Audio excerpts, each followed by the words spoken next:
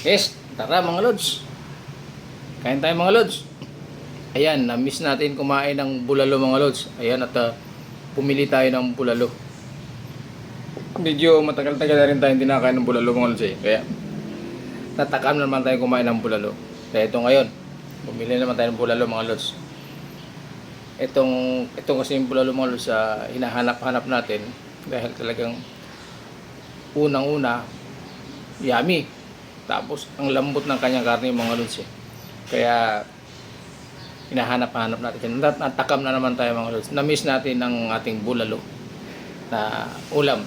So ayan, siyempre unang-una lagyan natin ng kalamansi mga lods. Ito yung kalamansi niya. Okay, para swabe yung kanyang lasa. Okay, siyempre bagong lahat, good morning mga lods. Lagyan natin.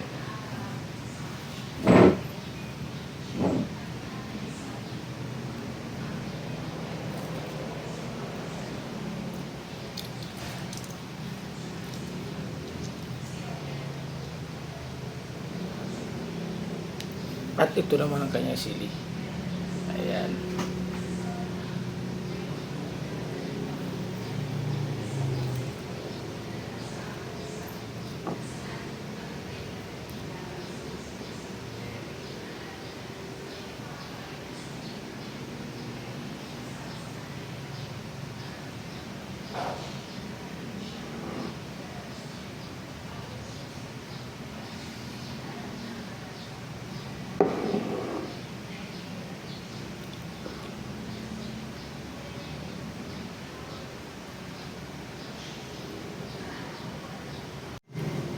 Ito naman yung ating kanin mga lods.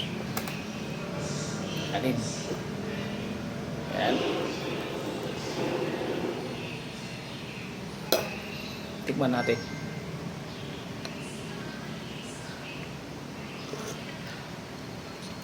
Wow.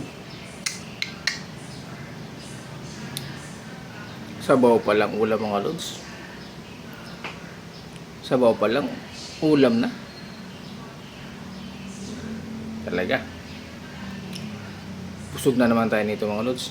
Siyempre, bago ang lahat, magpasalamat muna tayo mga lods sa ating Panginoon sa biyaya ibigay niya sa atin sa umagang ito. So, samahan niyo ako mga lods. Mag-pray tayo. Siyempre, i-off cam lang natin mga lods. Okay? Tara. Tara na. Sibugan na tayo mga lods. Kamayan blues lang tayo.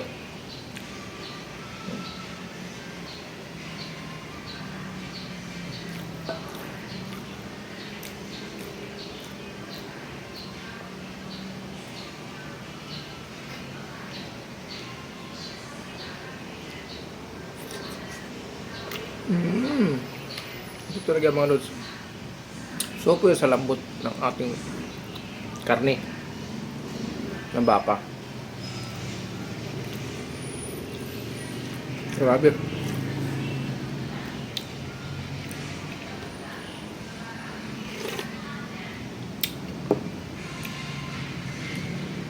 Grabe rin yung sabaw. Naagat yung anghang mga lods. Saka yung medyo masim-masim ng konti. Perfect.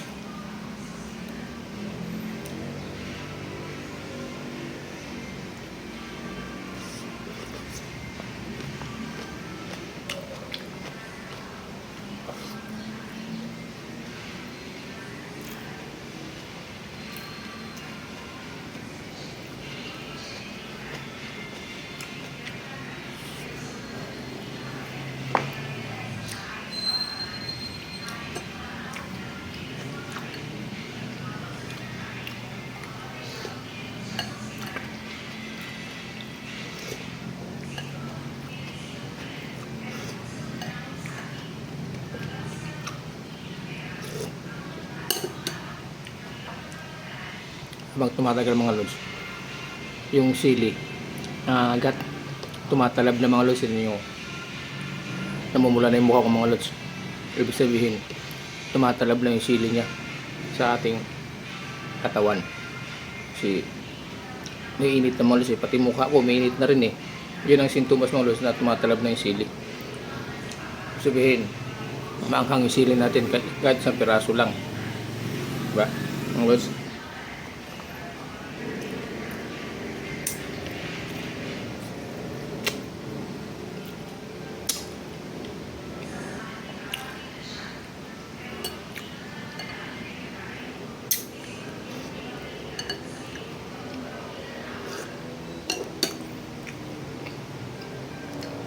Yummy.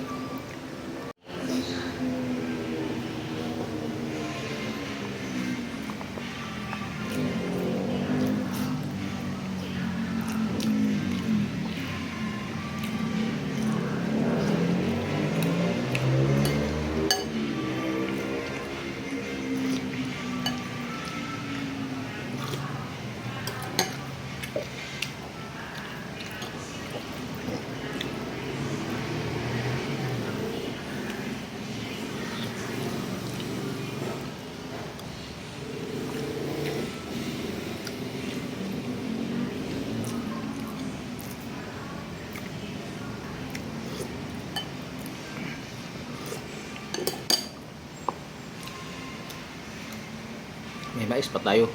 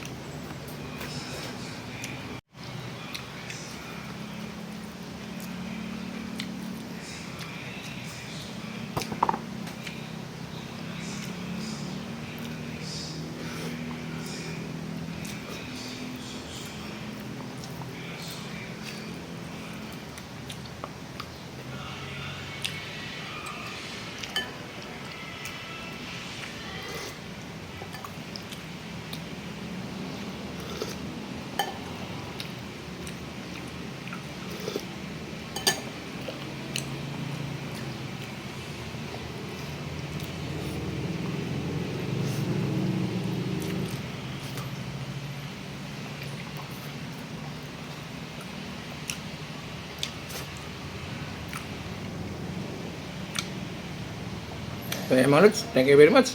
Thank you for watching mga lods. Bye bye, pasamantala mga lods.